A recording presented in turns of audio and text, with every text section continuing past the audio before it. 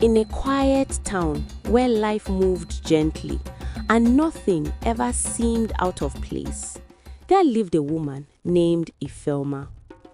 Her house stood at the end of a dusty street lined with mango trees. Children played outside in the evenings.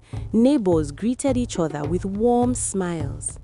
It was the kind of place where everyone knew your name and your business. And by all appearances, Ifeoma had a good life. She had a caring husband who worked hard to provide for the family. Two beautiful children who filled the house with laughter. A home that was always neat, always peaceful. There was no visible sorrow in her life. But Ifeoma carried something no one could see. She could not cry.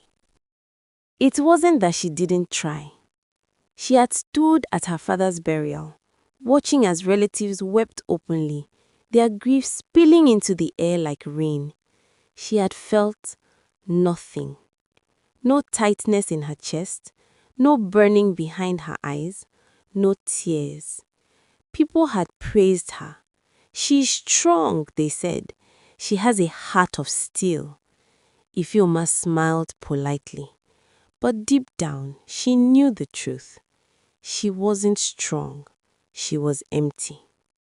One humid evening, her youngest son, Chinedu, lay on the bed, his small body burning with fever. The boy who once ran around the compound chasing butterflies now struggled to even sit up. "Mommy," he whispered weakly, his voice barely audible. Ifeoma sat beside him, adjusting the damp cloth on his forehead.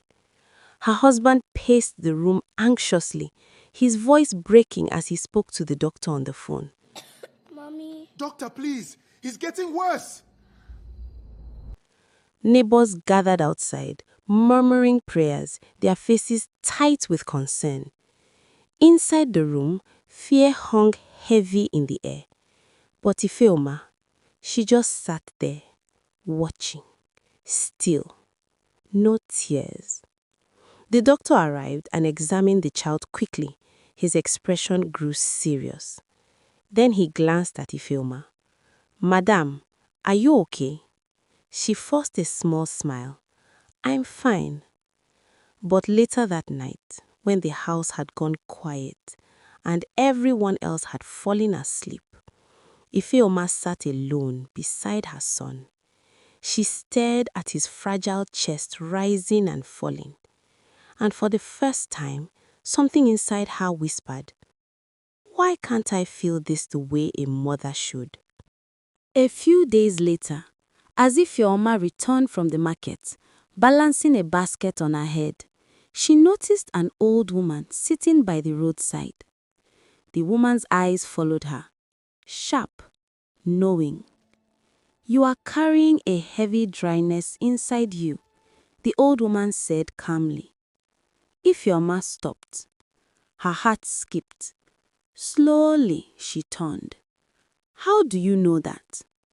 The old woman smiled faintly. "Because long ago, I was like you." Something about her voice made it impossible to walk away. The old woman leaned closer. "I can give you what you are missing." Ifeoma frowned. "What do you mean?" "Tears," the woman said simply. Silence fell between them. "You don't have tears of your own, but you can borrow from others." A strange chill ran down Ifeoma's spine. "Borrow tears?" The old woman nodded. "You will feel everything. Pain, love, fear, joy." Ifeoma's chest tightened. Everything she had ever lacked, offered in one moment. "But," the old woman continued, "there is a price." Ifeoma hesitated. "What kind of price?" The woman's eyes darkened slightly. "Every emotion you take must come from somewhere." Ifeoma didn't fully understand, but she didn't care. She was tired of being empty. I accept. That night, Ifeoma sat beside her son again. The room was dimly lit. The air felt heavy.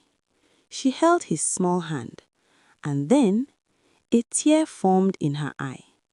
It trembled before sliding down her cheek. Just one. But with it came a storm. Her chest tightened violently. Her heart raced. Fear crashed into her like a wave. "No, no, my baby," she cried, her voice breaking as more tears followed. She clutched him tightly, rocking back and forth. "I'm here. Mommy is here." For the first time in her life, she felt, and it overwhelmed her. After that night, everything changed. Ifeoma laughed more. She cried during movies. She felt deeply when she heard stories of others. Her husband noticed immediately. "You've changed," he said one evening, smiling. "You are softer now." She smiled back. And for the first time, it felt real. But something unseen had already begun to shift. The first time it happened, she didn't notice. She had cried deeply that night over a sad story she heard. The next morning, news spread. Her neighbor's husband had died suddenly in his sleep. Sad, but life happens. The second time, she cried even harder over a memory of her childhood. Hours later, her sister called, crying. She had lost her pregnancy. Ifeoma felt a strange unease. Then came the third time. She cried again, and that same evening, Chinedu's condition worsened. The doctor's face was grim. That was when fear truly took root. She ran back to the roadside. The old woman was waiting. "You knew," Ifeoma shouted, her voice shaking. "What is happening to me?" The old woman remained calm. "I told you, those tears are not yours."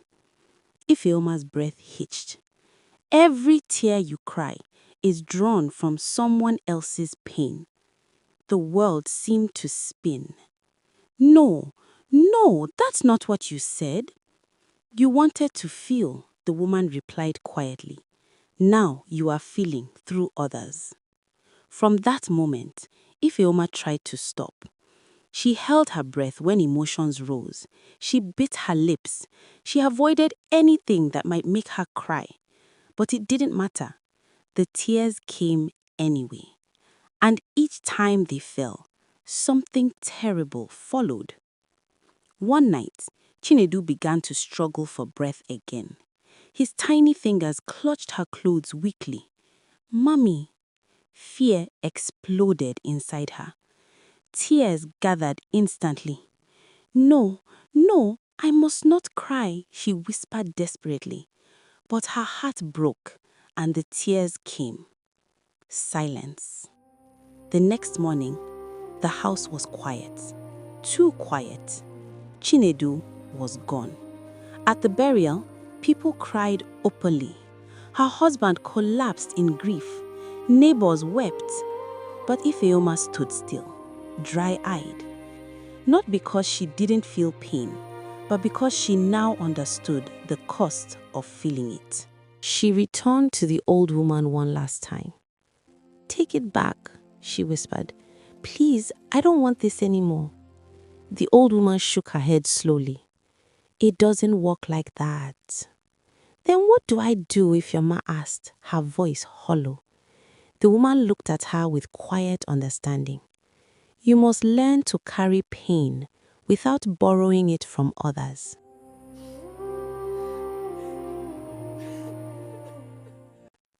Some people don't cry because they are strong.